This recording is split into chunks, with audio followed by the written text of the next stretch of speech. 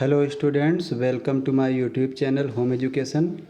आज मैं आपको class 10 CBSE board first flight book का लास्ट लेसन द प्रपोजल की हिंदी समरी बता देता हूं। इसे सुनते हुए आप मेरे चैनल होम एजुकेशन को सब्सक्राइब कर लें। तो आइए मैं आपको सबसे पहले सुनाता हूं। एंटन चेको के द्वारा ये नाटक लिखा गया है द प्रपोजल। अब मैं आपको इसके कैरेक्टर्स के बारे में बता देना चाहता हूँ। सबसे पहला कैरेक्टर है इवान लोमो, 35 वर्ष के हैं और ये एक धनी परिवार से बिलोंग करते हैं। दूसरे कैरेक्टर हैं स्टीफन चुबोको, एक बूढ़े धनी व्यक्ति हैं, नतालिया के पिताजी हैं और इवान लोमो के पड़ोसी हैं। तीसरा कैरेक्टर है नतालिया जो है 25 वर्ष की है और चुबोको की बेटी है। अब मैं आपको इस नाटक का थीम बता देना चाहता हूँ, विषय बताना चाहता हूँ।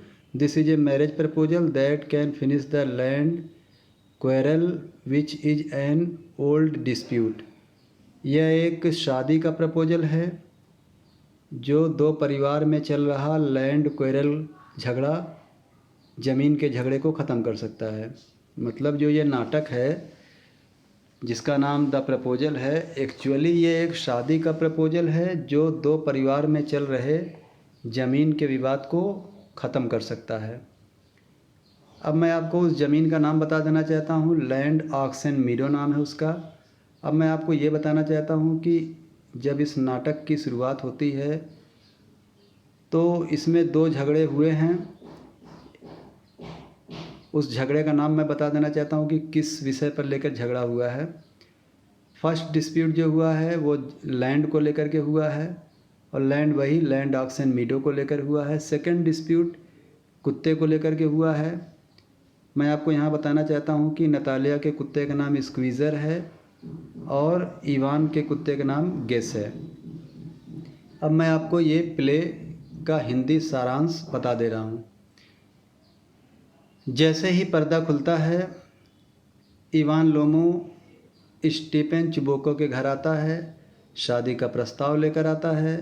स्टीफन चुबोको उसे देख करके घबरा जाता है।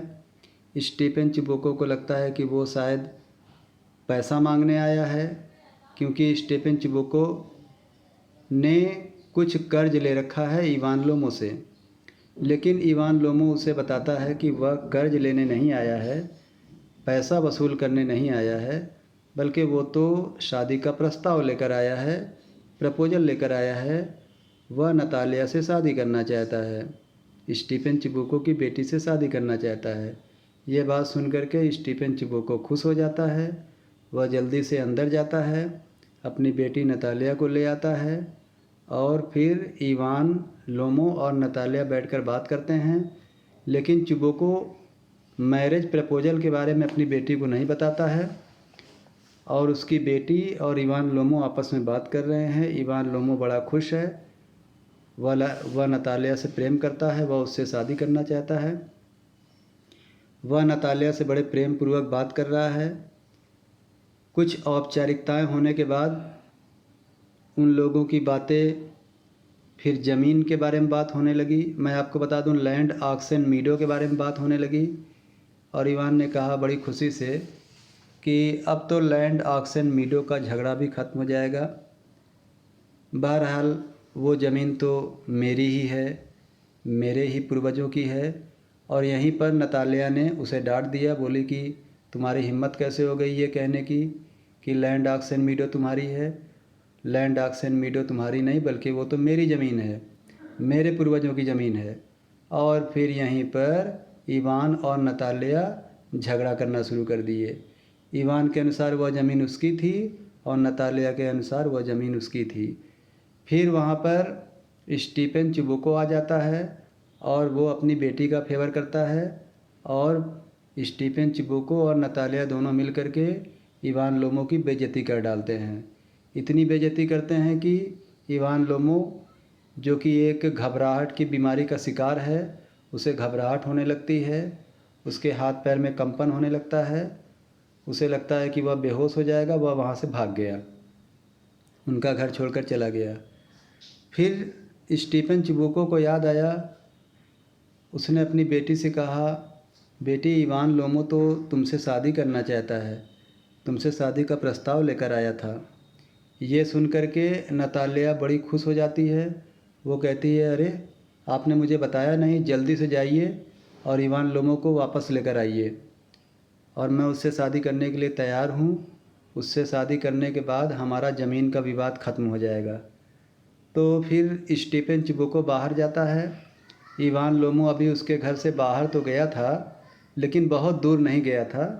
तो स्टीफन चिबुको उसको पकड़ कर ले आता है, बड़े इज्जत से घर में बैठाता है, उसके लिए चाय पानी का इंतज़ाम करने जाता है और फिर नतालिया उसके साथ बैठती है। अब नतालिया को मालूम है कि इवान लोमो उससे शादी का प्रपोज़ल लेकर आया है। नतालिया उससे प्रेम से बात करती है और अच्छे से व्यवहार करती है। कुछ इधर उधर की बातें करने के बाद फिर नतालिया अचानक ही अपने कुत्ते स्क्वीज़र के बारे में बात करने लगती है। नतालिया कहती है कि उसका कुत्ता स्क्वीज़र बड़ा स्मार्ट है, बड़ा फुर्तीला है और वह उसके घर की रखवाली बहुत अच्छे से करता है। फिर इवान लोमो कहता है कि लेकिन उसका जो कुत्ता गेस है, इवान लोमो के कुत्ते का नाम गेस है, उसका जो कुत्ता गेस है वो तो स्क्वीज़र से ज़्यादा स्मार्ट है, वो स्क्वीज़र से ज़्यादा शक्तिशाली है। वह हर एक तरीके से उसके कुत्ते स्क्वीज़र से ज़्यादा पावरफुल है और उसके घर की अच्छी से रखवाली करता है। उसके बाद जो है नतालिया जिद पर अड़ जाती, बोलती नहीं, मेरा कुत्ता ज़्यादा अच्छा है ना कि उसका कुत्ता। फिर वहाँ पर स्टीफन चिबुको भी आ जाता है। वह अपनी बेटी का ही फेवर करता है और बाप बेटी दोनों मिल कर के इवान लोमो को फिर सताने लगते हैं। बोलते हैं कि उसका कुत्ता कमज़ोर है गेस, और जबकि उनका कुत्ता यानी कि स्टीफन चिबुको का या नतालिया का जो कुत्ता स्क्वीज़र है बहुत ख़तरनाक है, बहुत स्मार्ट है, ज़्यादा अच्छा है। तो इवान लोमो जिसकी एक बार पहले बेइज्जती हो चुकी थी और फिर दूसरी बार जब उसकी बेइज्जती होती है तो वो घबराहट का मरीज़ है, उसके हाथ पैर में कंपन होने लगता है और फिर वो अचानक ही बेहोश हो जाता है। फिर उसके बाद स्टीफन चिबुको कहता है अपनी बेटी से, अरे बेटी, ये तो शादी का प्रस्ताव लेकर आया है, हम लोग कौन सी बातें करके इसको बीमार कर दे रहे हैं। चलो एक काम करते हैं, इसको होश में लाते हैं और इसका हाथ तुम्हारे हाथ में देते हैं और बहुत पुराना झगड़ा ख़त्म करते हैं। तो बाप बेटी दोनों लोग मिल कर के किसी तरह से उसको होश में लाते हैं, इवान लोमो को। फिर नतालिया का हाथ स्टीफन चिबुको अपनी बेटी के हाथ में देता है। नतालिया खुश है, मुस्कुरा रही है। इवान लोमो के गाल पर चिकोटी काटते हुए कहती है, सब कुछ तो ठीक है, मैं तुमसे शादी करने भी जा रही हूँ, तुम्हारा हाथ मेरा हाथ तुम्हारे हाथ में है, लेकिन ये तो सच बात है कि लैंड ऑक्सन मीडो मेरा ही है लैंड ऑक्सन मीडो मेरा ही है।